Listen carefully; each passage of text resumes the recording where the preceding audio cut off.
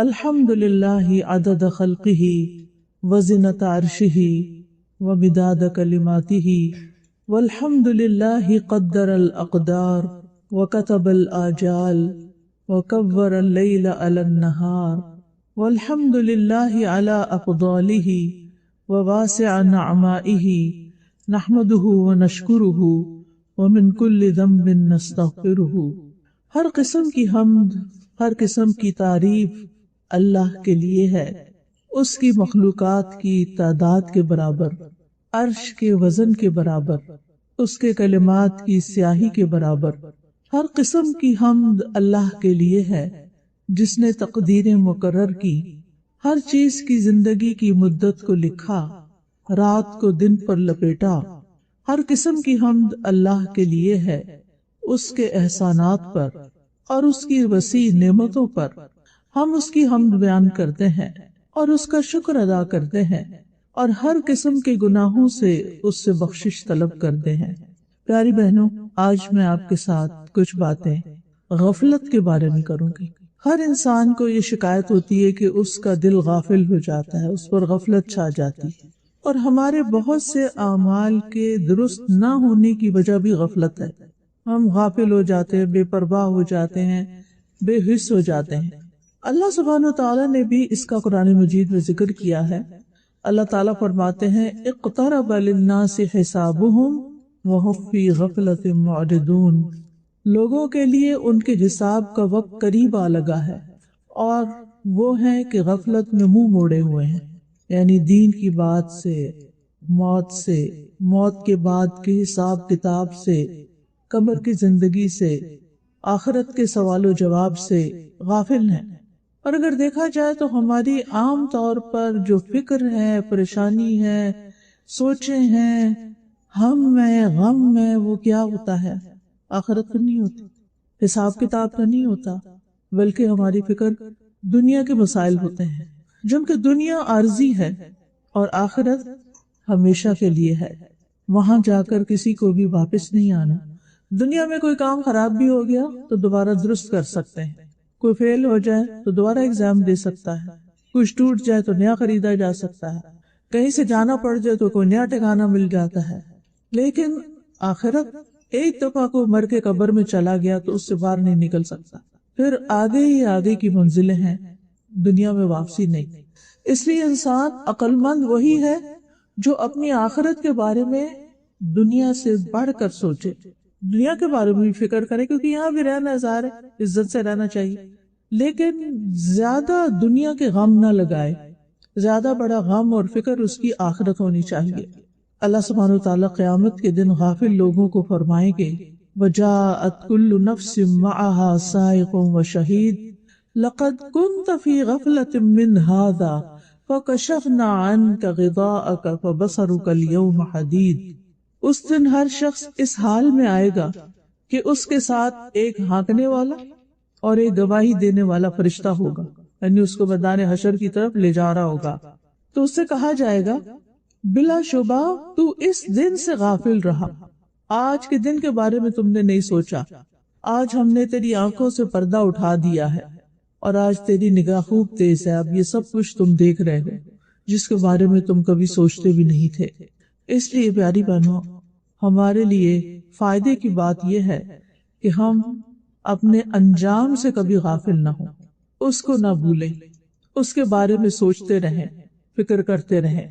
اب سوال ہی پیدا ہوتا ہے کہ غفلت کس کو کہتے ہیں؟ غفلت کیا چیز ہے؟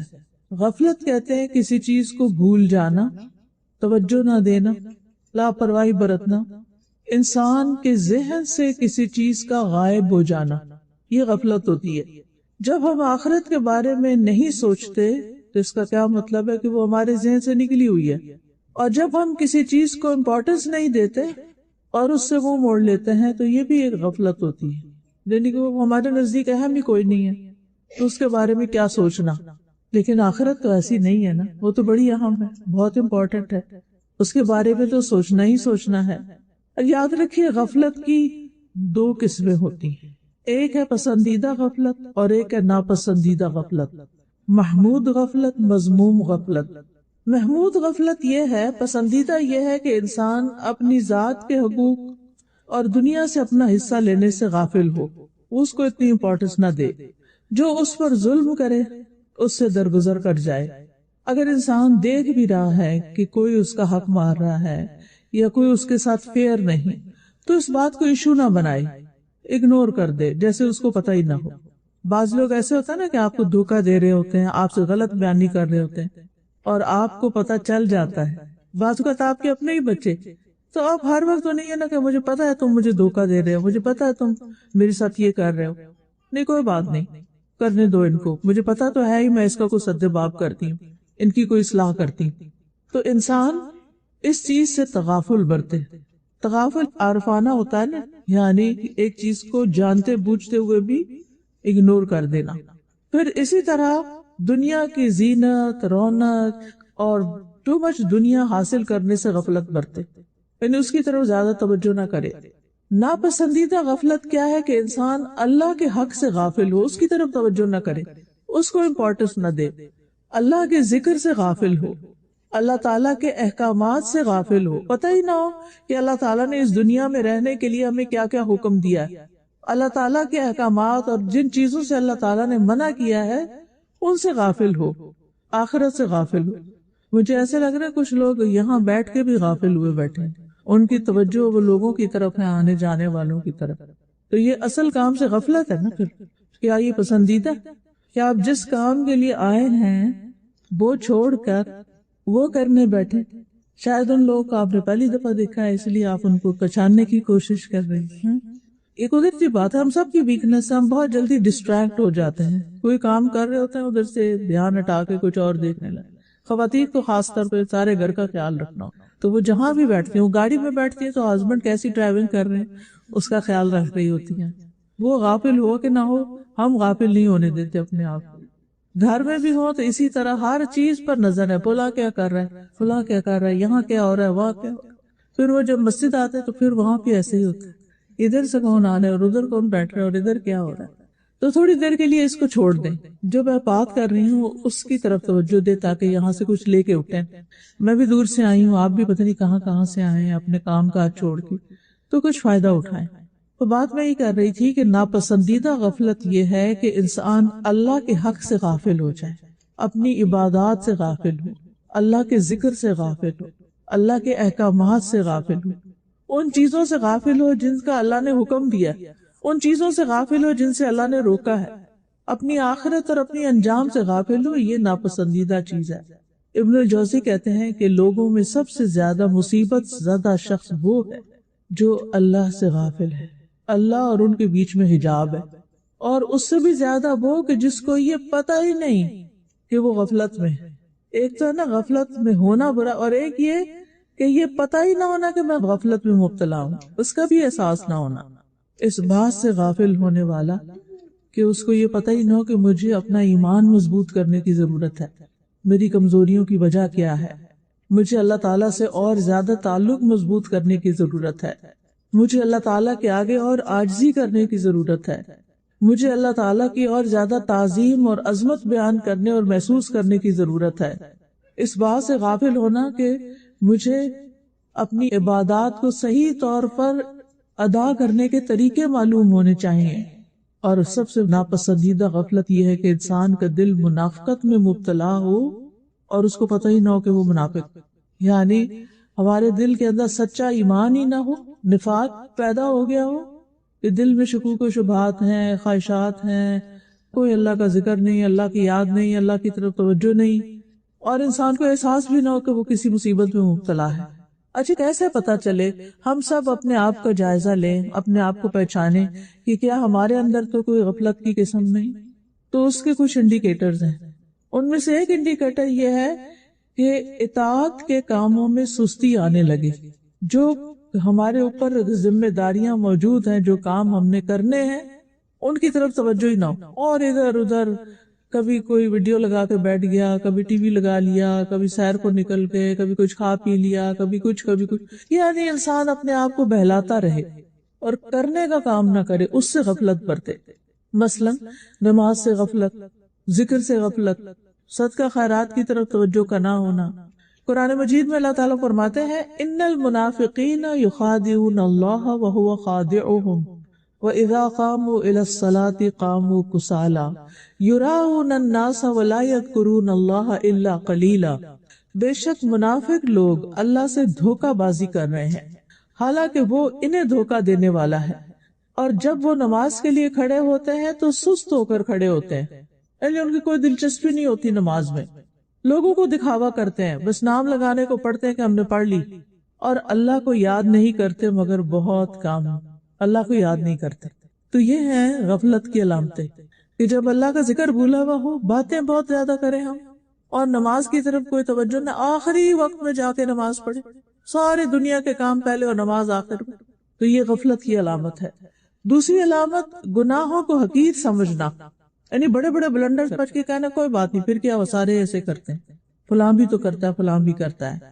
عبداللہ بن مسعود کہتے ہیں کہ مومن اپنے گناہوں کو ایسا محسوس کرتا ہے جیسے وہ کسی پہاڑ کے نیچے بیٹھا اور ڈرتا ہے کہ کہیں وہ اس کے اوپر گر نہ جائے، اور بدکار اپنے گناہوں کو مکھی کی طرح ہلکا سمجھتا ہے کہ وہ اس کے ناک کے پاس سے گزری اور اس نے اپنے ہاتھ سے بے پرواہی سے اشارہ کر کے اڑا دیا، یعنی بڑے سے بڑا گناہ کیا اور پھر پرواہی نہ کیا، اچھا کچھ نہیں ہوتا، خیر ہے، پھر کیا ہوا، یعنی گناہ پر شرمندہ نہ ہونا، گناہ کا احساس نہ ہو، غلطی کو بہت ہلکا سمجھنا، جبکہ وہ غلطی انسان کو ہلاک کر دینے والی ہو اور اس کو اس کی پرواہ نہ ہو، احساس بھی نہ ہو کہ وہ غلط کر رہا ہے۔ پھر غفلت کی ایک اور علامت ہوتی ہے وقت کو غیر مفید کاموں میں گزارنا، جن کاموں کا نہ دین میں فائدہ نہ دنیا میں فائدہ، فضول کے کام۔ ابن مسعود کہتے ہیں میں اس بندے کو پسند نہیں کرتا جسے میں بالکل فارغ دیکھتا ہوں، کہ نہ ہی وہ دنیا کے کسی کام میں مشغول ہوتا ہے نہ آخرت کے کسی کام میں، نہ کوئی دنیا کا کام کرتا ہے اور نہ ہی دین کا کوئی کام کرتا ہے، نہ اس کو دنیا کی فکر ہے، پرواہ ہے، اور نہ ہی آخرت کی۔ آج کل آپ دیکھیں کہ یوتھ کا کیا حال ہے، جو بچے تو ماشاءاللہ پڑھ رہے ہیں سو پڑھ رہے ہیں اپنے لیے کم از کم دنیا بنا رہے ہیں، لیکن کچھ بچوں کا حال ایسے معلوم ہوتا ہے کہ انہیں نہ دنیا کی فکر ہے نہ آخرت کی فکر۔ اللہ تعالیٰ اس سے بچا کے رکھے، کیونکہ یہ خطرے کی علامت ہے، ریڈ فلیگ ہے۔ وہ کہتے ہیں کہ آخری زمانے میں کچھ ایسے لوگ آئیں گے کہ ان کے افضل اعمال یہ ہوں گے کہ آپس میں ایک دوسرے کو ملامت کرنا، آپس کا لڑائی جھگڑا، ان کا نام سست لوگ رکھ دیا جائے گا، لیزی پیپل۔ پھر اسی طرح غفلت کی علامت کیا ہے؟ صرف دنیا کا علم اور اس کی فکر ہونا، دین کا علم اور اس کی فکر کا نہ ہونا۔ وہ صرف دنیا کی ظاہری جو چیزیں ہیں ان کے بارے میں علم رکھتے ہیں اور اسی کے لیے بھاگ دوڑ کرتے ہیں، آخرت کے بارے میں کچھ بھی فکر نہیں کرتے، نہ اس کا علم حاصل کرتے ہیں کہ وہاں کیا ہونے والا ہے۔ قرآن مجید میں اللہ تعالیٰ فرماتے ہیں فَأَعْرِضْ عَمَّنْ تَوَلَّىٰ عَنْ ذِكْرِنَا وَلَمْ يُرِدْ إِلَّا الْحَيَاةَ الدُّنْيَا ذَلِكَ مَبْلَغُهُم مِّنَ الْعِلْمِ إِنَّ رَبَّكَ هُوَ أَعْلَمُ بِمَنْ ضَلَّ عَنْ سَبِيلِهِ وَهُوَ أَعْلَمُ بِمَنِ اهْتَدَىٰ۔ لہٰذا آپ اس کی پرواہ نہ کیجیے جو ہمارے ذکر سے منہ موڑتا ہے، ایسا شخص دنیا کی زندگی کے سوا اور کچھ نہیں جانتا، ان کے علم کی پرواز بس یہیں تک ہے، صرف دنیا کی باتیں پتہ ہے ان کو خوب۔ بلا شبہ تیرا رب خوب جانتا ہے کہ کون اس کے راستے سے گم ہو گئے ہیں اور کون ٹھیک راستے پہ چل رہا ہے، اور یہ ہمیں انسانوں کو پروو نہیں کرنا ہوتا بلکہ اللہ تعالیٰ کے سامنے سچا ہونا ہے، انسانوں کو دکھانے کے لیے نہیں بلکہ اللہ کے سامنے کہ کون ٹھیک راستے پر ہے اور کون بھٹکا ہوا ہے۔ اب سوال ہی پیدا ہوتا ہے کہ غفلت کا سبب کیا ہوتا ہے، کیوں انسان غافل ہو جاتا ہے؟ آپ میں سے کوئی بتائے گا کیا چیز غفلت پیدا کرتی ہے؟ علم کی کمی اور دنیا کی محبت، دین سے دوری، دین کی مجلسوں سے دوری، تکبر، نفسانی خواہشات کی پیروی کرنا، شیطان کے وسوسوں کا شکار ہو جانا۔ جی ہاں، تو غفلت کا سب سے بڑا سبب دنیا پرستی ہے، دنیا کی محبت، کیونکہ انسان جب دنیا کے کھیل تماشے میں لگ جاتا ہے نا، لہو اور لعب میں، ان کاموں میں جو فائدہ مند نہیں ہوتے، وہ کام جن سے انسان غافل ہو جاتا ہے اور یہ بھول جاتا ہے کہ دنیا متاع الغرور ہے، دھوکے کا سامان ہے، تو بہت زیادہ دنیا کی فکر کرنا، دنیا کی زندگی پہ راضی ہو جانا کہ بس ہم نے سب کچھ اچیو کر لیا، دین کی ضرورت ہی محسوس نہ کرنا۔ کچھ لوگ ہوتا ہے نا، انہوں نے اپنی زندگی کے کچھ گول سیٹ کیے ہوتے ہیں، مثلا میں نے ڈاکٹر بننا ہے، میں نے انجینئر بننا ہے، میں نے پروفیسر بننا وغیرہ وغیرہ، جو بھی ہر ایک کے مختلف گولز ہوتے ہیں، اور وہ اپنا بچپن، جوانی، اپنی عمر کا بڑا حصہ صرف اس گول کو اچیو کرنے کے لیے لگا دیتے ہیں۔ اس کے علاوہ انہیں کوئی فکر نہیں ہوتی کہ انہوں نے عبادات کس طرح ادا کرنی ہے، انہوں نے آگے اللہ کو کیا جواب دینا ہے، ایمان کے تقاضے کیا ہیں، کسی چیز کی طرف توجہ نہیں ہوتی ہو، کیونکہ ان کو یہ سکھایا جاتا ہے کہ اگر تم دنیا میں کامیاب ہونا چاہتے ہو تو فوکسڈ رہو، ادھر ادھر مت دیکھو۔ وہ دین کے علم کو یا دین کی بات کرنے کو بھی ڈسٹریکشن سمجھتے ہیں، حالانکہ ایسا نہیں ہے۔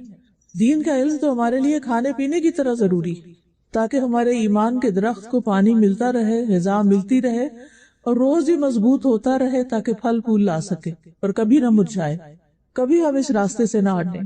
تو آپ دیکھیے کہ کچھ لوگ دنیا میں کسی خاص مقام تک پہنچنے کو اپنے لیے سکسیس کا، کامیابی کا ایک انڈیکیٹر سمجھتے کہ یہاں تک پہنچ گئے تو ہم سمجھے کامیاب ہو گئے، لیکن آخرت کو بھولے ہوئے ہوتے ہیں، نہیں پتا کہ اس سے پہلے آگے جانا پڑ جائے۔ اور پھر وہ یہ نہیں کہ صرف دنیا ان کا فوکس ہوتی ہے، بلکہ دنیا کی لالچ اور ہرس ان کے اندر کوٹ کوٹ کے بھری ہوتی ہے۔ یہ چیز انسان کو اور غافل کر دیتی ہے۔ رسول اللہ صلی اللہ علیہ وسلم نے فرمایا، اللہ کی قسم میں تمہارے فقر سے نہیں ڈرتا کہ تم فقیر ہو جاؤ گے یا تمہارے پاس کچھ نہیں ہوگا تو تمہارا کیا بنے گا، لیکن میں اس بات سے ڈرتا ہوں کہ دنیا تم پر کشادہ کر دی جائے، تمہیں بہت کچھ مل جائے گا، اچھے گھر، اچھا لباس، اچھا کھانا، بہت کچھ نعمتیں مل جائیں گی، جس طرح تم سے پہلے لوگوں پر دنیا کشادہ کی گئی تھی، تو تم ایک دوسرے سے آگے بڑھنے لگو گے، مقابلے بازی شروع ہو جائے گی، جس طرح وہ ایک دوسرے سے آگے بڑھنے لگے، اور وہ تمہیں غافل کر دے گی جس طرح ان لوگوں کو غافل کر دیا تھا۔ یعنی جب انسان دنیا کے معاملات میں دوسروں سے مقابلہ کرنے لگتا ہے کہ فلاں کا گھر ایسا ہے تو مجھے اس سے بھی اچھا گھر لینا، فلاں کی گاڑی ایسے تو مجھے اس سے بھی اچھی گاڑی لینی، فلاں کے پاس یہ ڈگری ہے تو مجھے اس سے بھی آگے نکلنا، تو پھر کیا ہوتا ہے کہ انسان اس کی لالچ میں ایسا کھو جاتا ہے کہ پھر آگے کسی اور چیز کے بارے میں سوچنے کا اس کے پاس وقت نہیں ہوتا۔ تو یہ جو ایک دوسرے کا مقابلہ ہے نا، یہ بھی انسان کو غافل کر دیتا ہے۔ قرآن مجید میں آتا ہے الہاکم التکاثر، آتی ہے نہیں سورت سب کو، کیا مطلب ہے؟ الہاکم التکاثر حتی زرتم المقابر، تمہیں ایک دوسرے سے زیادہ حاصل کرنے کی ہرس نے غفلت میں ڈال دیا، یعنی ایک دوسرے کے مقابلے میں زیادہ حاصل کرنے کی ہرس جو تھی اس نے تمہیں غافل کیا، یہاں تک کہ تم نے قبرستان جا دیکھے، یعنی تم فوت ہو گئے، قبر میں پہنچ گئے۔ پھر اسی طرح لمبی آرزویں، میں بڑی ہوں گی نا، پھر میں حج کروں گی، تو پھر میں توبہ کر لوں گی، تو پھر میں اچھے اچھے کام کر لوں گی، تو یہ چیز بھی انسان کو غفلت میں ڈالے رکھتی۔ انسان کے اندر ایک قدرتی سا خیال آتا ہے کہ ہائے مرنا ہے، کوئی تیاری کر لے، پھر انسان کہتا ہے ابھی بڑا وقت ہے، ابھی تو میری نانی بھی اتنے سال کی، 80 سال کی تو وہ تھی، اور دادی 90 سال کی فوت ہوئی، تو میں نے ابھی کہاں فوت ہونا ہے، میں بھی تو ان کی اولاد ہوں۔ اس طرح کی بہت سی باتیں سوچ کے انسان اس کو ٹال دیتا ہے، اچھا بعد میں کریں گے، یہ ابھی تو مجھے تو بہت امپورٹنٹ کام ہے میرے ساتھ۔ تو لمبی آرزویں جو ہیں یہ بھی انسان کو غافل کر دیتی ہیں۔ پھر اسی طرح دل کا دنیا کی محبت میں، انسانوں کی محبت میں مشغول ہو جانا۔ ابن قیم کہتے ہیں کہ سینے کی تنگی کے بڑے اسباب میں سے ایک سبب اللہ سے منہ موڑنا، یعنی غافل ہونا، اور اللہ کے سوا دل کا کسی اور سے وابستہ ہو جانا، ذکر سے غافل ہو جانا، اور اللہ کے سوا کسی اور سے شدید محبت کرنا۔ اللہ کا حق ہے کہ سب سے شدید محبت اس سے کی جائے، لیکن اگر اللہ کو چھوڑ کر کسی اور کو دل میں بسا لیا جائے اور ہر وقت اسی کے بارے میں سوچ رہے ہیں، اسی کے بارے میں پریشان ہیں، اسی کا سوچ کے خوش ہو رہے ہیں، ساری زندگی کا سینٹر آف لائف وہی بن گیا ہے، چاہے وہ ہسبینڈ ہے، چاہے وہ بچے ہیں، چاہے وہ کوئی اور انسان ہے، تو یہ نہیں ہونا چاہیے۔ اور اگر کسی کے ساتھ ایسا جنون ہے بھی تو اس کو دعائیں کر کر کے، اپنا ماحول تبدیل کر کے اس گھوم پھیر سے باہر نکلنا چاہیے، تاکہ انسان اللہ کا بندہ بن کے جیے۔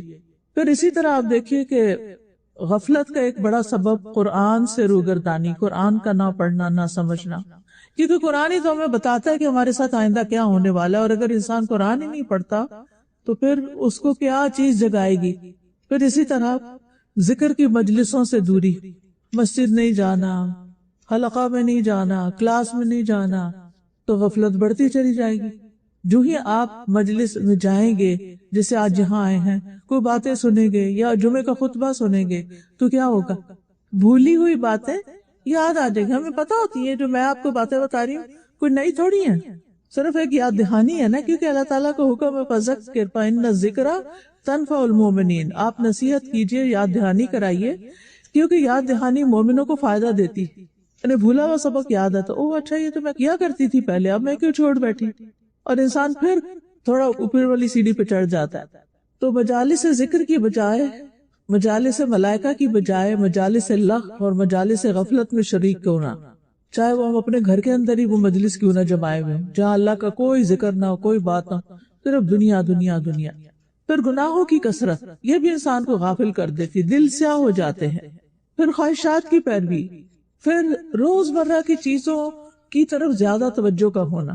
کچھ خواتین کا سینٹر آف لائف صرف ان کا گھر ہوتا ہے، اچھی بات ہے، گھر میں انسان کو دل لگانا چاہیے، لیکن کسی بھی چیز کی زیادتی جو ہے وہ کیا ہو جاتی ہے، نقصان دہ ہو جاتی ہے، کسی بھی چیز کی زیادتی نقصان دہ ہو جاتی ہے۔ آپ گھر کو ضرور لک آفٹر کریں، اپنی کراکری کو گنتے رہا کریں، اپنی چمچ بھی گن گن کے رکھا کریں، اور برتنوں پہ سکریچ بالکل نہیں آنے دیا کریں، کچن کا فلور بالکل اتنا کہ شکل نظر آئے اس میں، یہ اچھی بات ہے۔ لیکن یہ تو نہیں کہ صفائی ہے اور اس کے اوپر پھر صفائی کرنے کھڑے ہو گئے، یعنی آپ دیکھیے ہمارا نفس کی چالیں کیا ہوتی ہیں نا۔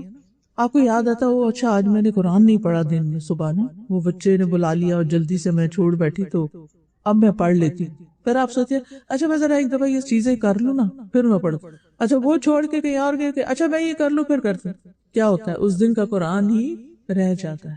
نوافل پڑھنا آپ بھول گئے یا رہ گئے یا کوئی مصروفیت آ گئی، اشراق کے نفل تھے، چاش کے نفل تھے، اب کیا ہے اچھا چلے ظہر کے ساتھ میں سنتوں کے ساتھ نوافل بھی پڑھ لیتی ہوں تاکہ میرا کوٹا تو پورا ہو، کیونکہ آپ کو پتا ہے کہ جو دن کی 12 سنن ہے رواتب، اس کے بدلے میں جنت میں ایک محل ملتا ہے، تو اگر کم دن پڑھیں گے تو کم ملیں گے، زیادہ پڑھیں گے تو زیادہ ملیں گے۔ دنیا میں تو ایک گھر پہ راضی نہیں ہوتے، دنیا میں تو زیادہ سے زیادہ چاہیے۔ آپ کو پتا نا جن لوگوں کے پاس پیسے ہوتے ہیں وہ پھر ایک ملک میں تھوڑی گھر بناتے ہیں، وہ رہتے کینیڈا میں ہیں اور گھر اپنے گاؤں میں بناتے ہیں، اپنے شہر میں بناتے ہیں، جا کیا پتا کبھی واپس آنا پڑے، اور وہ بند رہ کے پرانے ہو جاتے ہیں۔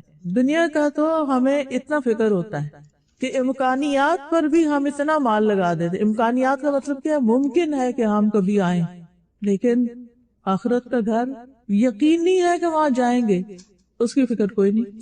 تو آپ دیکھیے کہ یہ غفلت کے اسباب میں سے ایک سبب ہے کہ ضرورت کی دنیا ہونے کے بعد غیر ضروری چیزوں کی طرف بھاگے پھرنا اور ان کے لیے اپنے آپ کو کھپا رکھنا۔ ہر شخص خود فیصلہ کر سکتا ہے کہ اس کی ضرورت کیا ہے، کتنی ہے، اور اس کے بعد اسے سٹاپ لگا کر کوئی آخرت کے لیے بھی کام کرنا چاہیے۔ پھر ایک اور چیز جو غفلت میں ڈالتی ہے وہ بری دوستیاں، برے ماحول۔ دوستوں کا انسان پر بہت انفلوئنس ہوتا ہے، اگر دوست نماز نہیں پڑھتا تو آپ کے لیے پڑھنی مشکل ہو جائے گی، دوست روزے نہیں رکھتے تو آپ کے لیے بھی روزہ رکھنا مشکل ہوگا، لیکن اگر آپ کے دوست محرم کا روزہ رکھ رہے ہیں، کیونکہ محرم روزوں کا مہینہ ہے، نبی صلی اللہ علیہ وسلم اس مہینے میں اور دنوں سے زیادہ روزے رکھا کرتے تھے، تو اب آپ دیکھیے کہ اگر آپ کے ماحول میں کوئی رکھ ہی نہیں رہا تو کسی کو خیال آئے گا میں رکھ لوں، اللہ یہ کہ اس نے کوئی پمفلٹ پڑھ لیا، کوئی حدیث کسی نے بھیج دی ہو تو وہ بھی، اگر سارا گھر ہی نہیں رکھ رہا تو آپ اٹھ کے رکھیں گے، لیکن اگر سارے رکھ رہے ہیں گھر میں تو آپ کو لیٹے ہوئے شرم آئے گی، آپ کہیں گے میں بھی اٹھ جاؤں، سب اٹھے ہوئے آج، بچے بھی اٹھے ہوئے تو میں کیوں لیٹی ہوئی، دیکھ کے خیال آ جاتا ہے نا۔ آپ کے ہسبینڈ تہجد پڑھ رہے ہیں تو یہ ہو نہیں سکتا کہ وہی پڑھتے رہے، ایک دن آپ بھی اٹھ جائیں گے، یا آپ پڑھ رہی ہیں روز تو ایک دن وہ بھی اٹھ جائیں گے، اللہ کرے انشاءاللہ، یہ بھی دعا آمین کہیں، کیونکہ انسان اپنے ماحول سے بہت اثر لیتا ہے۔ مانی ہوئی بات، آج کل گرمی ہو رہی ہے، باہر نکلتے گرمی لگتی ہے کہ نہیں؟ آپ کو نہیں، مجھے نہیں لگتی، بے شک ماحول جو مرضی ہو، کیسے ہو سکتا، سردی ہو تو لگتی ہے نا۔ ایسے ہی جہاں جس مجلس میں اچھی وائبز ہوں، ایمان کی باتیں ہوں تو وہاں ایمان بڑھتا ہے، اور جہاں غفلت کی باتیں ہوں، صرف کھانے پینے، صرف کپڑوں کی، صرف گاڑیوں کی، آپ دیکھیں کہ عام طور پہ مرد حضرات کی گفتگو ایک خاص موضوعات ہوتے ہیں، پراپرٹیز پہ بات کرنا، پالیٹکس پہ بات کرنا، بزنس پہ بات کرنا، تو ساری اول سے آخر مجلس انہی باتوں پر کر کے بس بات ختم ہو جائے گی۔ خواتین کے اپنے دلچسپ موضوعات ہوتے ہیں، ریسیپیز پہ بات کرنا، کپڑوں کے برانڈز پہ بات کرنا، بچوں پہ بات کرنا، ساس سسر کی شکایت کرنا، اس کی غیبت اس کی غیبت، موسم کی شکایت، جی ہاں، کیونکہ بات کرنے کے لیے کوئی تو موضوع چاہیے. یہ تھوڑی ہم کسی سے پوچھ سکتے ہیں اچھا آج بتاؤ تم نے کتنا سبق پڑھا، قرآن کتنا پڑھا، آج کا دن کیسا تمہارا گزرا، تم اپنا ایمان کیسے محسوس کرتے. صحابہ کی باتیں کیا ہوتی تھی؟ آؤ بیٹھو ایمان لے آئیں. وہ ان کا مطلب کیا ہوتا تھا؟ آؤ بیٹھ کے مل کے اللہ کی باتیں کریں. لیکن ہم اللہ کی باتیں کر کے بھی نا، یقین کیجئے کہ یہ اب مجلس برخاست ہوگی، کیا مجال کہ کوئی گاڑی میں بیٹھ کے بھی دہرائے سبقوں کی کیا سیکھ کے آئے. جو لوگ کلاسز بھی لیتے ہیں میں بہت غور سے نوٹ کرتی ہوں، کیونکہ عرصے سے میں یہ چیز پڑھا رہی ہوں. کلاس ختم ہوتی ہے تو ایسے لگتا ہے کہ کسی نے قید کا بندھن کھول دیا. اتنی دیر پتہ نہیں کیسے چپ رہے، اتنی باتیں اور اتنا شور اور اتنا ہنگامہ. اور باتیں کیا ہو رہی ہوتی؟ وہ تھوڑی ہو رہی ہوتی ہے کہ جو ہم نے ابھی سیکھا تھا وہ کیا تھا، کیونکہ وہ دل پہ تو گئی نہیں ہوتی، تو ایک کان سے ٹکرا کے دوسرے سے نکل جاتی ہیں. صحابہ کیا کرتے تھے پتہ ہے آپ کو؟ نبی صلی اللہ علیہ وسلم جو مجلس سے اٹھ کر جاتے تھے تو وہ دنیا کی باتیں، کھیتوں کی اور بزنس کی نہیں کرتے تھے. وہ ان ساری باتوں کو پھر سے دہراتے تھے جو آپ نے انہیں اس ٹائم سکھائی ہوتی تھی، اور ان کو پکا کر لیتے تھے، وہیں گرہ باندھ لیتے تھے. اس کو مذاکرہ کہتے ہیں، ڈسکشن. پھر ایک دوسرے کو سناتے تھے کہ میں نے صحیح سنا تھا، تم میرا چیک کرو. ایک دوسرے کو پوچھتے تھے میں نے یہ بات سنی تھی کیا ایسے ہی تھی؟ کیونکہ بہت دفعہ ہم آدھی بات سنتے ہیں، آدھی کہیں اور دھیان پر واپس آتے ہیں تو وہ خود سے خود کوئی نقطے جوڑ لیتے ہیں، جبکہ وہ بات ویسے ہوئی نہیں ہوتی. اسی لیے بعض لوگ بعض اسپیکر سے غلط باتیں منسوب کر رہے ہوتے ہیں کیونکہ انہوں نے خود ہی نہیں مقصد سمجھا ہوتا. تو اس سے بھی بچنے کی ضرورت ہے. بہرحال کہنے کا مطلب یہ ہے کہ انسان پر برا ماحول، بری دوستی یا غافل، چلو برا نہ بھی صحیح، میں نہیں کہتی بزنس پہ بات کرنا برا ہے یا پراپرٹی پہ بات کرنا برا نہیں، لیکن غیر ضروری اس طرح کی باتیں نہ لینا نہ دینا، نہ خریدنا نہ بیچنا. فلاں کا بزنس اچھا جا رہا، فلاں کا ڈاؤن ہو گیا، فلاں، یعنی اتنی باتیں کرنا کہ اس میں سے نتیجہ کچھ بھی نہیں. جیسے ہماری امی کہا کرتی تھی کہ پانی میں مدانی چلانا. اگر آپ دہی میں مدانی چلائیں گے تو کیا نکلے گا؟ مکھن نکلے گا. اور اگر پانی کا ڈولا بھر کے بیٹھ جائیں اور چلاتے رہیں ساری رات بھی، کیا نکلے گا؟ کچھ بھی نہیں. اب تو خیر مدانی والی بات نہیں تھی، اب تو الیکٹرک کی دنیا ہے. اور آپ بہرحال بلینڈر میں پانی ڈال کے سمودی کی خواہش رکھنا ایک دور کی خواہش ہے نا. تو بیٹھنا ایسے ماحول میں باتیں دنیا کی کرنا اور کہنا ایمان بڑھ جائے گا، ایسے نہیں ہوتا. میں یہ بھی نہیں کہتی کہ آپ ہر وقت بس ایمان کی بات کریں، لیکن وہ مجلس انسان کے خلاف حجت بنے گی جہاں اللہ کی کوئی بات ہی نہ ہو. جس گھر میں اللہ کا کوئی ذکر ہی نہیں ہوتا، جس گھر میں کوئی دین کی بات ہی نہیں ہوتی، اس کا مطلب نہیں کہ آپ ہر وقت گھر والوں کو پریشان کریں اور کہ میں نے آج یہ سبق پڑھا ہے، سنو میری بات سنو. نہیں، لیکن اچھے خوشگوار انداز میں آپ تجسس کریٹ کر کے، تو پتہ آج میں کیا سن کر آئی ہوں، فلاں چیز کے بارے میں میں نے کیا سنا، میں نے یہ سنا ہے، میں نے یہ پڑھا ہے، میں نے یہ دیکھا ہے. یہ ساری چیزیں ہم روزمرہ کر رہے ہوتے ہیں، لیکن ہم اپنے بچوں سے بھی کوئی علم کی بات نہیں کرتے، کوئی سنجیدہ ڈسکشن نہیں کرتے، کوئی کام کی بات نہیں کرتے. بس زیادہ زیادہ کہیں گے نماز پڑھ لی یا کھانا کھا لیا، ہوم ورک کر لیا. اگر ہم بچوں سے اپنی گفتگو کا جائزہ لیں تو ہمارے ٹاپکس کیا ہوتے ہیں. ان بیچاروں کے کان پک گئے ہمارے مخصوص جملے سن سن کے. کھانا کھا لیا، چیزیں رکھ لی، فلانا کر لیا.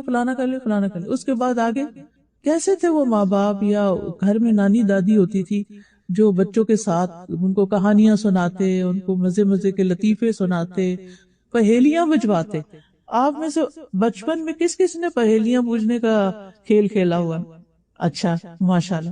مجھے بتائیں آپ میں سے کتنے لوگوں نے اپنے بچوں کو پہیلیاں بجوائی ہیں؟ آپ تھوڑے ہاتھ ہیں.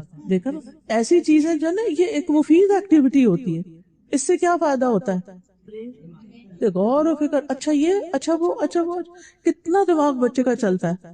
اچھا جھوٹے لطیفوں کی تو میں بالکل قائل نہیں کہ آپ جھوٹے لطیفوں کو سنائیں، لیکن آپ دلچسپ کہانیاں، اچھی چیزیں پڑھ کے بچوں کے آنے سے پہلے صرف کھانا نہیں تیار کر کے رکھا کریں، کوئی چیز پڑھ کے بھی رکھا کریں کہ آج آئیں گے نا، آج میں نے یہ والی بات کرنی ہے، میں نے اس کا موقع نکالنا ہے. پھر ان سے کوئی اچھی سی چیز شیئر کریں اور وہ سنیں گے آپ کی بات. تو بہرحال چونکہ ہم خود ایک روٹین میں بس وہی سوچیں جو سویرے اٹھے یا خواب کوئی دیکھ لیا بس پریشان، اور پھر وہی سوچے لے کے کام کر رہے ہوتے ہیں بھاری قدموں کے ساتھ. بچے آتے ہیں تو موڈ آف ہے، کوئی ان سے بات نہیں، بیچارے خود ہی اکیلے بیٹھ کے کھا پی کے اٹھ جاتے ہیں. خود ہی نکالو فریج میں سے دودھ اور لے لو وہ سینڈوچ اور کھا لو.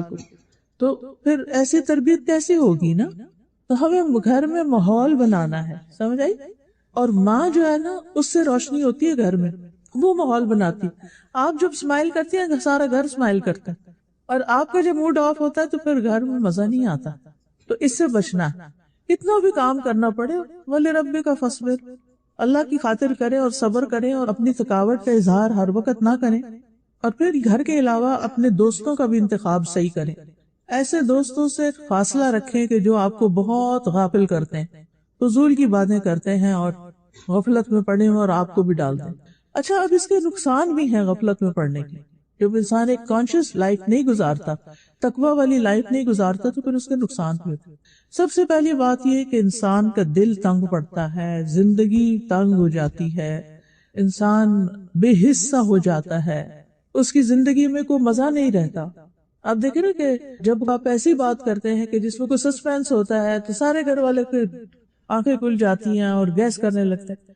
اچھا مثلاً بچے گھر آئے اسکول سے تو آپ کہتے ہیں میں نے اور تمہارے بابا نے ایک پلان بنایا ہے، گیس واٹ، مثلاً سوال کر دیا، اچھا ہم ہالیڈیز پہ جائیں گے، یا آپ کہتے ہیں ہم نے کہیں جانے کا پلان کیا، پھر تو آپ دیکھیں کیسے وہ باتیں کرتے ہیں۔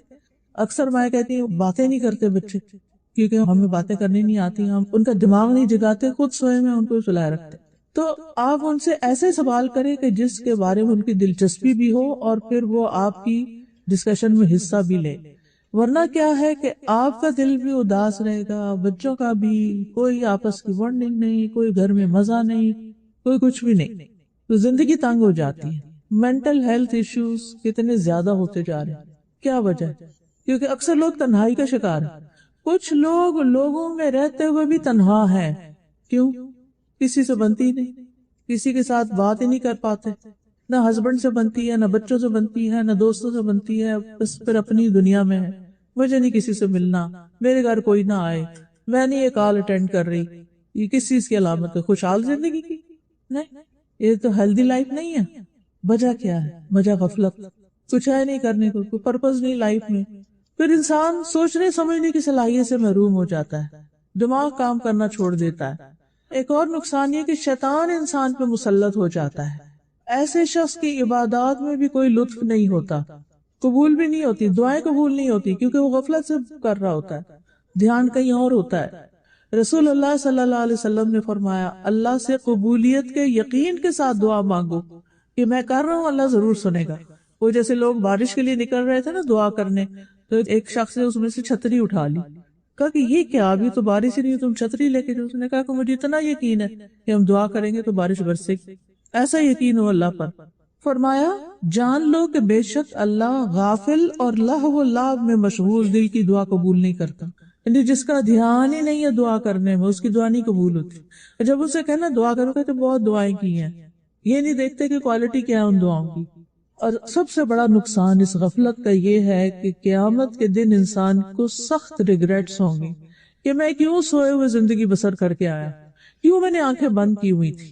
سورۃ الفجر میں آتا ہے وَجِیءَ یَوْمَئِذٍ بِجَہَنَّمَ یَوْمَئِذٍ یَتَذَکَّرُ الْإِنسَانُ وَأَنَّىٰ لَهُ الذِّکْرَىٰ یَقُولُ یَا لَیْتَنِی قَدَّمْتُ لِحَیَاتِی، اور جہنم اس دن سامنے لائی جائے گی۔ اس دن انسان نصیحت تو قبول کرے گا، مگر اس وقت اسے نصیحت سے کیا حاصل ہوگا؟ کہے گا کاش میں نے اپنی زندگی کے لیے کچھ آگے بھیجا ہوتا، کاش میں نے اپنی زندگی کے لیے کچھ آگے بھیجا، کاش میں دنیا میں اپنے وقت کا صحیح استعمال کرتا، یہاں کے لیے کچھ تیار کر کے بھیجا ہوتا۔ اور اب کیا ہے کہ غفلت کا علاج کیسے کرے؟ ٹھیک ہے نا، بیماری تو پتہ چل گئی، اب کرے کیا؟ سب سے پہلی بات یہ کہ آپ اس بات کی لسٹ بنائیں کہ آپ کے فرائض کیا کیا ہے، آپ کی ڈیوٹیز کیا کیا ہے، حقوق اللہ کے حوالے سے، حقوق العباد کے حوالے سے۔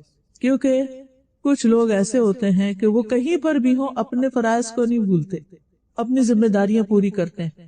سورۃ نور میں آتا ہے رجال لا تلہیہم تجارۃ ولا بیع عن ذکر اللہ واقام الصلاۃ وایتاء الزکاۃ یخافون یوما تتقلب فیہ القلوب والابصار، وہ مرد جنہیں اللہ کے ذکر سے اور نماز قائم کرنے اور زکوٰۃ دینے سے نہ کوئی تجارت غافل کرتی ہے نہ خرید و فروخت، وہ اپنے بزنس میں ہیں، اپنے جاب میں ہیں، وہ کہیں پر بھی ہیں تو وہ کیا ہیں؟ الرٹ ہیں، وہ اپنے فرائض سے نہیں غافل ہوتے. وہ اس دن سے ڈرتے ہیں جس میں دل اور آنکھیں الٹ جائیں گی. اپنی تھنگس ٹو ڈو کی لسٹ بنائیں کہ کیا کیا آپ پر فرض ہے. نماز فرض ہے، اور اسی طرح زکوٰۃ فرض ہے، زکوٰۃ کس مہینے میں ڈیو ہے، اور اس کے لیے پہلے سے ہی اپنی کیلکولیشن شروع کر دیں. حج کر لیا کہ نہیں کیا، اس کے لیے رقم جمع کرنی شروع کریں، انتظامات کرنے شروع کریں. اسی طرح اگر والدین زندہ ہے تو ان کے کچھ حقوق ہیں، رشتہ دار زندہ ہیں تو ان کے کچھ حقوق ہیں، چاہے وہ اس ملک میں نہ رہتے ہوں، ان کی خیر خبر پتہ ہونی چاہیے. اسی طرح آپ کے وسینٹی میں کون ضرورت مند لوگ ہیں، کہاں کون بیمار ہے، کون کس چیز کا ضرورت مند ہے، یہ باتیں پتہ ہونی چاہیے. کیونکہ اگر آپ کے پاس علم ہی نہیں ان چیزوں کا تو پھر آپ کریں گے کب؟ ٹھیک ہے نا. دوسری بات یہ ہے کہ نمازوں کی حفاظت. قد افلح المؤمنون الذین هم فی صلاتهم خاشعون والذین هم عن اللغو معرضون. یقیناً کامیاب ہو گئے مومن وہی جو اپنی نماز میں عاجزی کرنے والے ہیں، اور وہی جو اللہ کاموں سے منہ موڑنے والے ہیں، فضول چیزوں سے بچ کے رہتے ہیں. تبھی تو ان کے پاس وقت ہوتا ہے. جو لوگ فضولیات میں پڑھتے ہیں ان کے پاس ٹائم نہیں ہوتا پھر فرائض ادا کرنے کا، پھر ان کے فرائض چھوٹنے لگتے ہیں. تو فرائض کو اپنی پرائرٹی رکھیں. کہیں بھی بیٹھے ہیں، کچھ بھی کر رہے ہیں، ٹائم دیکھتے رہیں کہ نماز کا کتنا ٹائم رہتا ہے اور کب تک ٹائم باقی ہے، میں کس وقت پڑھوں گی. تو نمازوں کی جو پابندی ہے اور صحیح وقت میں پڑھنا، ان کی حفاظت، یہ انسان کو الرٹ رکھتی ہے، غفلت سے نکال دیتی ہے. اللہ تعالیٰ نے ایسے نہیں 5 وقت نماز فرض کی ہے. وہ کس لیے فرض کی ہے؟ تاکہ ہم غافل نہ ہوں، الرٹ رہیں. ایک نماز پڑھ لی، اگلی کی فکر لگ جائے، اگلی پڑھ لی، اگلی کی فکر لگ جائے. پھر قیام اللیل کرنا. حدیث میں آتا ہے جس شخص نے 10 آیتوں سے قیام کیا وہ غافلوں میں سے نہیں لکھا جاتا. اچھا پیاری بہنوں، ایسا ہے کہ سب کی ہمت نہیں ہوتی تہجد کی لوٹنی، خاص طور پر یہاں آپ کی راتیں چند گھنٹوں کی ہیں تو اس میں ابھی سوئے نہیں تو اتنے میں تہجد کا ٹائم گھنٹے ڈیڑھ بعد ہو جائے گا تو مشکل ہو جاتا ہے نا. آپ عشاء کے ساتھ ہی ایکسٹرا 2 نفل پڑھ لیں، ان میں یہ 10 آیتیں پڑھ لیں. 10 آیتیں مثلاً سورۃ الفلق اور الناس 11 بن جائیں گی نا. سورہ کہف کی پہلی 10 آیتیں، اسی طرح اور بھی صورتیں. آپ 30واں پارہ کھولیں اور وہاں سے گن لیں کہ کون کون سی صورتیں میں پڑھ سکتی. پلاننگ کرنی پڑے گی. اگر عشاء کی نماز کے ساتھ ایکسٹرا 2 نفل آپ نے اس نیت سے پڑھ لی کہ یہ قیام اللیل ہے، میرا رات کی نماز ہے، تو آپ غافلوں میں نہیں لکھے جائیں گے.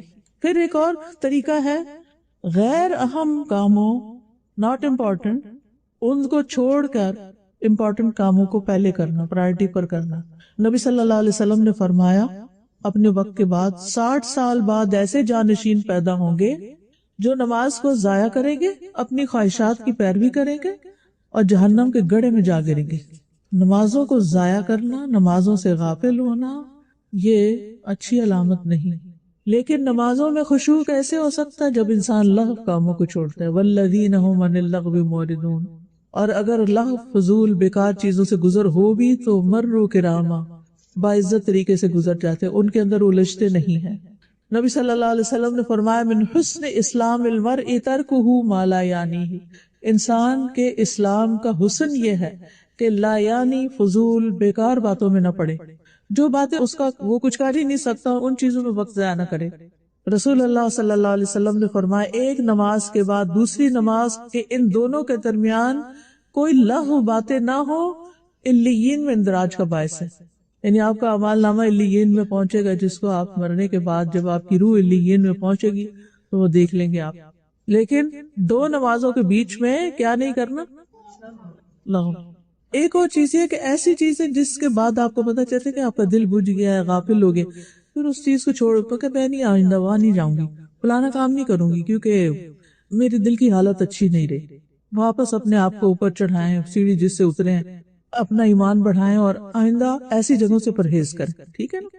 ابن قیم نے اپنی کتاب الداء والدواء، دوائے شافی، آپ میں سے کسی نے اس کتاب کا نام سنا؟ دوائے شافی. کس نے؟ ایک ہاتھ کھڑا، 2 3. چلے الحمدللہ آپ نے کورس لیا ہوا. بہت ہی اچھی کتاب ہے امام ابن القیم کی، جن کا میں یہاں ریفرنس دے رہی ہوں. پڑھنے والی کتاب ہے، لیکن جو اردو مشکل ہے تو میں نے اس کو پڑھا دیا تھا تاکہ آسانی ہو جائے. اگر پڑھ نہیں سکتے تو سن ہی لیں. ابن قیم کہتے ہیں کہ جو آدمی آپ سے یہ سوال کرے کہ میں کھیلوں کے مقابلے اٹینڈ کرنا چاہتا ہوں، یہ دیکھنا چاہتا ہوں، اس کا کیا نقصان؟ تو کہنے لگے کہ تم جن چیزوں کی حفاظت کرنے کا اہتمام کرتے ہو ان میں سب سے قیمتی چیز وقت ہے، لیکن میں سمجھتا ہوں کہ تمہارے نزدیک وہ بڑا آسان ہے وقت ضائع کر دیں۔ وقت واقعی سب سے قیمتی ہے، سونے چاندی سے زیادہ قیمتی ہے وقت۔ اور آج کل آپ دیکھیں لوگوں کے پاس وقت ہی نہیں دے پاتے۔ ماں باپ کے لیے وقت نہیں اور کس کے لیے ہوگا؟ ایک فون کال اس کے لیے بھی مشکل ہوتی ہے، چلے فون کال تو نہیں، جو دنیا سے جا چکے ہیں ان کو دعا تو کر سکتے ہیں، لیکن ہم میں سے کتنے لوگ ہیں جو توجہ سے ان کے لیے دعا بھی کرتے ہیں؟ الحمدللہ، شکر ہے کہ کچھ لوگوں نے ہاتھ کھڑے کیے ہیں، الحمدللہ۔ یہ ماں باپ کو وقت دینا ہے، زندگی میں ہو تو ملاقات کریں، کال کریں، ہر روز تو یہاں سے نہیں جا سکتے ان کے پاس، لیکن ان کے ساتھ ویڈیو کال کر کے بات کر لیں، ان کا دل خوش کر دیں۔ وہ کتنی دعائیں دیں گے آپ، جب آپ کا خیال آئے گا وہ کہیں گے کہ کتنی اچھی ہے میری بیٹی، میرا دل خوش کر دے۔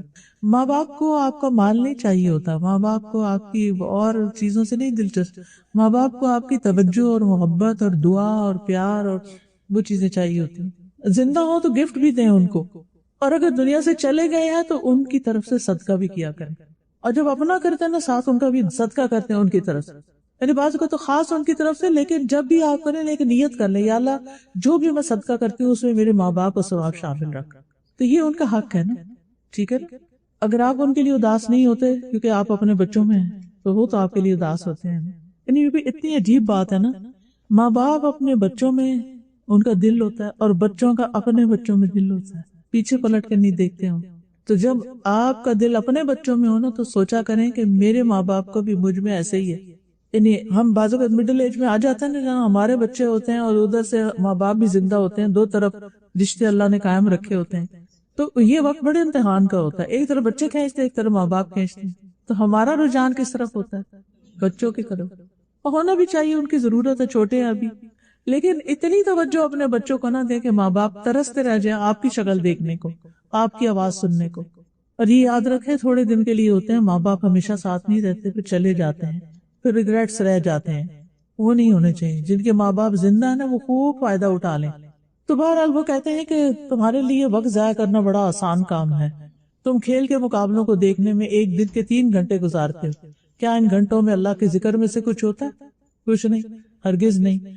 کیا ان گھنٹوں میں اللہ کی اطاعت میں سے کوئی چیز ہوتی ہے؟ ہرگز نہیں۔ کیا ان میں اللہ کی عبادات میں سے کچھ ہوتا ہے؟ ہرگز نہیں۔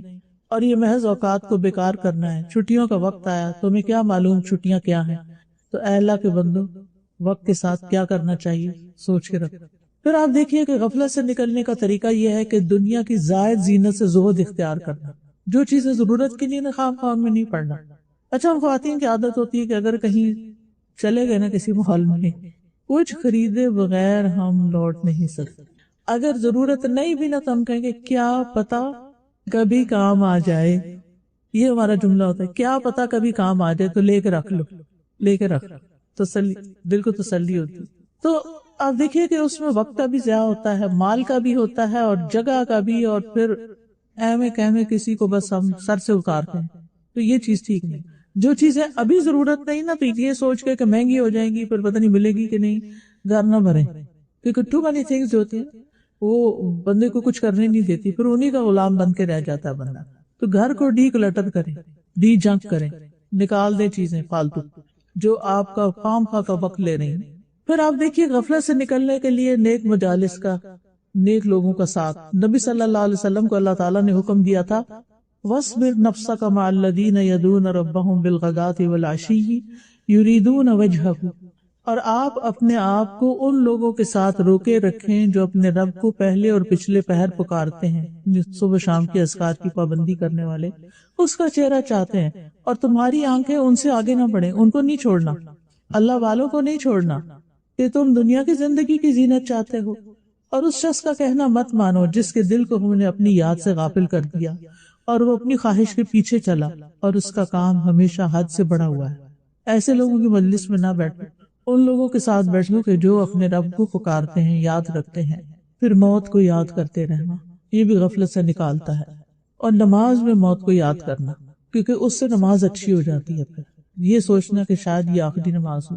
پھر یہ کہ آخرت کو اپنا مقصد بنانا، وقت کی قدر کرتے ہوئے خیر کے کام کرنا، اچھے اچھے کام، صدقہ جاریہ کے کام کرنا، یعنی یہ تو روزمرہ کی عبادات ہیں، ایک اپنے کل کے لیے کہ مرنے کے بعد ہمارا اعمال نامہ تو بند ہو جانا ہے، بعد میں کیا چیز کام آئے گی اس کے اوپر ورک کرنا۔ رسول اللہ صلی اللہ علیہ وسلم نے فرمایا مومن کو اپنی وفات کے بعد جو اس کے عمل اور اس کی اچھائیاں پہنچتی ہیں ان میں سے یہ بھی ہے جس علم کی اس نے تعلیم دی اور اسے پھیلایا۔ ایک تو ہے تعلیم دینا، باقاعدہ پڑھانا، اور ایک ہے پھیلانا۔ پھیلانے میں آپ کیا کر سکتے ہیں؟ اچھی کتابیں، اچھے کارڈز، اچھی چیزیں، اچھے میسیجز وہ دوسروں تک پہنچائیں۔ یہ ابھی ہم آپ کے لیے کچھ کارڈز لے کر آئے ہیں۔ جیسے اللہ تعالیٰ کا شکر ادا کرنے کے لیے ہمیں الفاظ نہیں ملتے تو ہم نے قرآن اور حدیث سے ایسی ساری اذکار دعائیں جمع کر کے خوبصورت ڈیزائننگ کر کے الحمدللہ کے دیکھ کے بھی الحمدللہ نکلے، اس کو جمع کر دیے۔ اب آپ یہ خود بھی پڑھ سکتے ہیں، اگر ہر روز نہیں تو ہفتے میں ایک دفعہ یہ پڑھ لیا کریں۔ اسی طرح استغفار کے بھی کارڈ ہیں، گناہوں سے بخشش کی دعائیں۔ آپ کو معلوم ہے نا کہ جب انسان استغفار کرتا ہے، اپنے گناہوں کو مان جاتا ہے، توبہ کرتا ہے، اللہ سے معافی مانگتا ہے، تو نہ صرف اس کی آخرت اچھی ہوتی ہے، دنیا بھی اچھی ہوتی ہے۔ سورۃ نوح میں اللہ تعالیٰ فرماتے ہیں کہ حضرت نوح نے اپنی قوم سے کہا فَقُلْتُ اسْتَغْفِرُوا رَبَّكُمْ إِنَّهُ كَانَ غَفَّارًا، میں نے اپنی قوم سے کہا کہ تم اپنے رب کے حضور استغفار کرو، گناہوں کی معافی مانگو، وہ بڑا معاف کرنے والا، معاف کر دے گا۔ يُرْسِلِ السَّمَاءَ عَلَيْكُمْ مِدْرَارًا، تم پر آسمان کو خوب برستا ہوا بھیجے گا، خوب بارشیں ہوں گی۔ وَيُمْدِدْكُمْ بِأَمْوَالٍ وَبَنِينَ، تمہیں مال اور بیٹوں سے مدد دے گا، تمہیں مال میں بھی اضافہ ہوگا، بیٹے بھی دے گا۔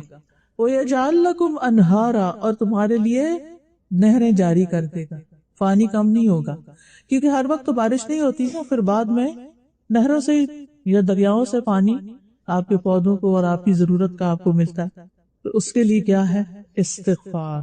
اب استغفار کے ساری دعائیں تو نہیں، لیکن جو اوتھینٹک دعائیں تھی وہ ہم نے اس کارڈ کے اندر اردو انگلش ترجمے کے ساتھ اکٹھی کر دی ہیں۔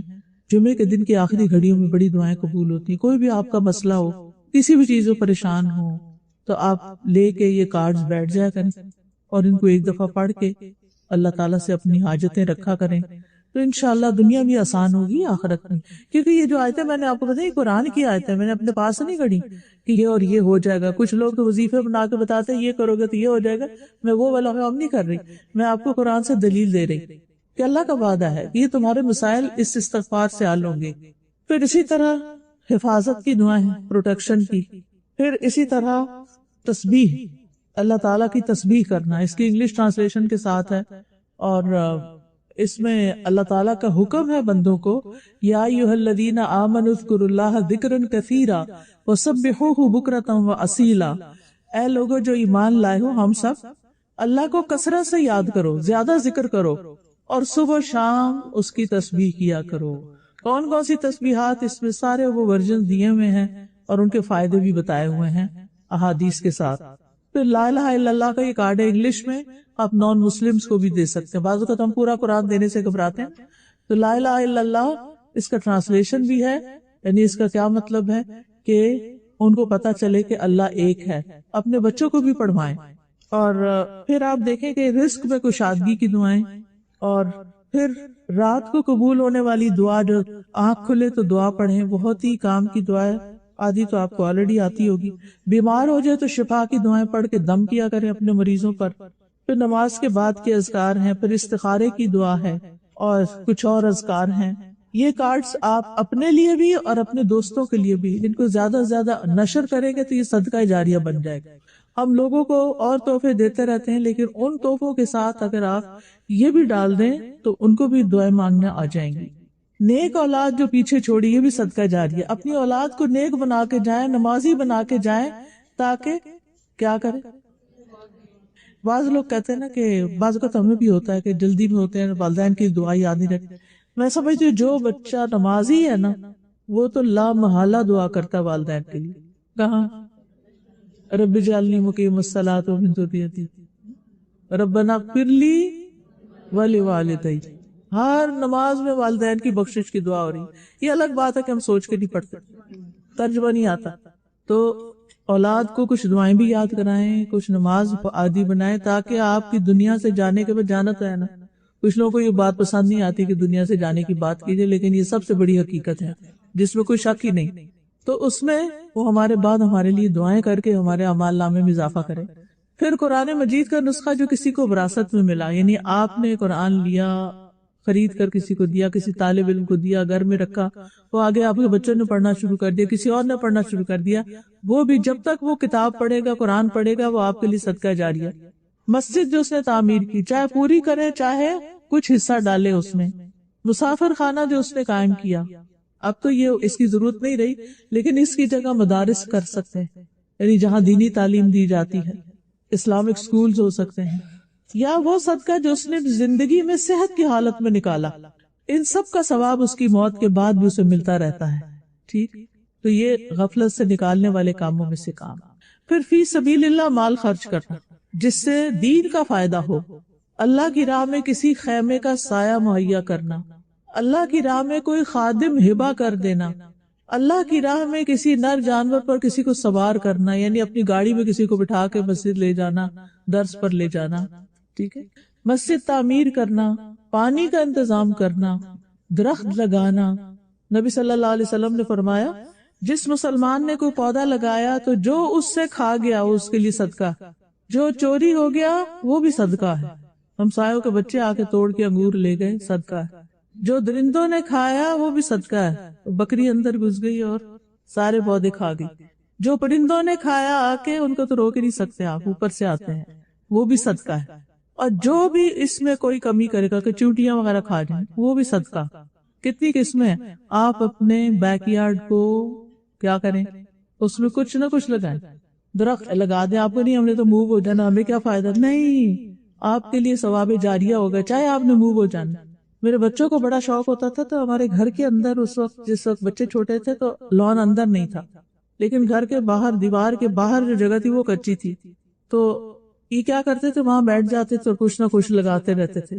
تو اسما جو اسما خدا ہے، اس نے ایک آم کی گٹلی دبائی، کچھ دن پہلے میرا وہاں اسلام آباد میں گئی تھی، میں نے دیکھو ماشاءاللہ اتنا بڑا درخت بنا ہوا ہے کہ ایٹ لیسٹ جو راہ گزر ہے وہ اس کے سائے میں کھڑا ہو جائے، اور وہ تھا آم کا درخت۔ اب مسئلہ یہ کہ آم کو اگر وہ نہ کرے نا، جب وہ چھوٹا ہوتا ہے اس کو پیوندہ لگایا تو پھل نہیں دیتے، اب وہ اتنا تو پتہ نہیں تھا، ہم بھی وہاں سے موو ہو گئے، لیکن وہ ہرا بھرا درخت جو ہے سایہ دے رہا ہے، آکسیجن دے رہا ہے، خوبصورتی دے رہا ہے، تو اسی طرح آپ بھی لگا چھوڑے، کوئی اور فائدہ اٹھائے گا۔ دیکھیں آج ہم جو درخت دیکھ رہے ہیں، آج راستے میں آتے ہوتے خوبصورت خوبصورت درخت تھے، کیا ہمیں پتہ کس نے لگائے؟ نہیں پتہ، لیکن ہم اس سے فائدہ اٹھا رہے ہیں، آج ہمارے لگائے ہوئے سے کوئی اور فائدہ اٹھا لے گا۔ اسی طرح مسافروں کی ضروریات کا خیال رکھنا، یتیم اور مسکین پر خرچ کرنا، یتیم کے سر پہ ہاتھ پھیرنا جو ہے نا، یہ غفلت دور کرنے کا ذریعہ ہوتا ہے، غریب لوگوں کے پاس بیٹھنا، ان کا خیال کرنا۔ بیک ہوم آپ سوچا کرے کون کون ضرورت مند ہے خاندان میں۔ پچھلے دنوں ہم کیلگری میں جن کے گھر ٹھہرے ہوئے تھے تو انہوں نے بتایا کہ میرے والد پہلے پاکستان میں جب تھے تو ایوریج ان کی آمدنی تھی، لیکن وہ پھر ان کی جاب سعودیہ میں ہو گئی اور اللہ نے ان کو بہت دیا۔ کہتے جب اللہ نے ان کو بہت دیا تو انہوں نے بجائے اس کی کہ ہمیں بہت عیش و عشرت کراتے، انہوں نے خاندان کے سارے لوگوں کی لسٹیں بنا لی کون کون ضرورت مند ہے، اور خود بنا کے خود ان کو پیسے بھیجا کرتے تھے۔ اچھا پھر انہیں کسی کا پتہ چلتا تو میری اماں کہتی تھی آپ نے پھر ایک اور ایڈ کر لیا، ہمارے لیے بھی کچھ چھوڑے۔ تو اب ان میں سے ایک ایک بچہ جو اتنے خیر کے کام کر رہا ہے، تو اس کی برکت اولاد میں بھی ہوتی ہے، گھر بار میں بھی ہوتی ہے۔ آپ رشتہ داروں پہ خرچ کرتے ہیں تو آپ کی عمر میں بھی برکت ہوتی ہے اور آپ کے مال میں بھی برکت ہوتی ہے۔ تو اپنے مال میں دوسروں کو حصہ دار بنائیں جن کا حصہ اللہ نے آپ کے مال میں رکھ دیا۔ تو اللہ تعالیٰ سے دعا ہے کہ اللہ تعالیٰ ہمیں اس پر عمل کرنے کی توفیق دے۔ سبحان اللہ والحمد للہ ولا الہ الا اللہ واللہ اکبر ولا حول ولا قوة الا باللہ العلی العظیم۔ اللہم صلی علی محمد وعلی آل محمد کما صلیت علی ابراہیم وعلی آل ابراہیم انک حمید مجید۔ اللہم بارک علی محمد وعلی آل محمد کما بارکت علی ابراہیم وعلی آل ابراہیم انک حمید مجید۔ ربنا آتنا فی الدنیا حسنۃ وفی الآخرۃ حسنۃ وقنا عذاب النار۔ ربنا لا تزغ قلوبنا بعد إذ هديتنا وهب لنا من لدنك رحمة إنك أنت الوهاب۔ اللهم إني أعوذ بك من العجز والكسل والجبن والبخل والهرم والقسوة والغفلة والعيلة والذلة والمسكنة وأعوذ بك من الفقر والكفر والفسوق والشقاق والنفاق والسمعة والرياء اللهم احسن عاقبتنا في الأمور كلها وأجرنا من خزي الدنيا وعذاب الآخرة اللهم رحمتك أرجو فلا تكلني إلى نفسي طرفة عين وأصلح لي شاني كله لا إله إلا أنت یا اللہ یا رحمان یا رحیم۔ اللہ جتنی بہنیں آئی ہیں ان سب کا آنا قبول فرما، ان سب کو اجر عظیم عطا فرما، ان کے تمام مسائل حل فرما، ان کی بیماریاں دور فرما، ان کے رنج و غم دور فرما، ان کو اپنے وقت کی قدر سکھا، ان کو بہترین کام کرنے کی توفیق عطا فرما۔ اللہ ہم سب کے والدین پر اپنی رحمت فرما، اللہ ہم سب کی اولادوں کو ایمان پر قائم رکھنا، انہیں ہمارے لیے صدقہ جاریہ بنا دینا۔ اللہ ہمیں دین کے کاموں میں دل کھول کے خرچ کرنے کی توفیق عطا فرما۔ یا اللہ ہمیں دین کا بہترین نفع مند علم عطا فرما اور اس علم پر عمل کی توفیق عطا فرما۔ اللہ ہماری نمازیں بہت اچھی ہو جائیں۔ یا اللہ ہمارے سارے کاموں میں اخلاص پیدا کر دے، ہر طرح کی ریاکاری سے بچا لے۔ یا اللہ ان بہنوں کے دلوں میں جو دعائیں ہیں، نیک تمنائیں ہیں، اللہ ان کو پورا کر دے۔ اللہ ان پر اپنی رحمت نازل فرما، اللہ ان کی ہر مشکل آسان فرما، ان کے دلوں کی دعائیں قبول فرما، اس مسجد پر اپنی خیر و برکت نازل فرما۔ یا اللہ مسلمانوں کے بچوں اور نسلوں کی حفاظت فرما۔ اللہ جس ٹیم نے، جن والنٹیئرز نے یہ پروگرام ارینج کیا ہے ان سب کو جزائے خیر عطا فرما اور ان کے لیے اس مجلس کو صدقہ جاریہ بنا۔ ربنا تقبل منا انک انت السمیع العلیم وتب علینا انک انت التواب الرحیم وصلی اللہ تعالی علی خیر خلقہ محمد وعلی آلہ واصحابہ واہل بیتہ اجمعین برحمتک یا ارحم الراحمین۔ الہی سبحانک اللہم وبحمدک اشہد ان لا الہ الا انت استغفرک واتوب الیک۔ آپ سب کا بہت شکریہ اس پیار اور محبت اور توجہ سے بیٹھ کر سننے کا۔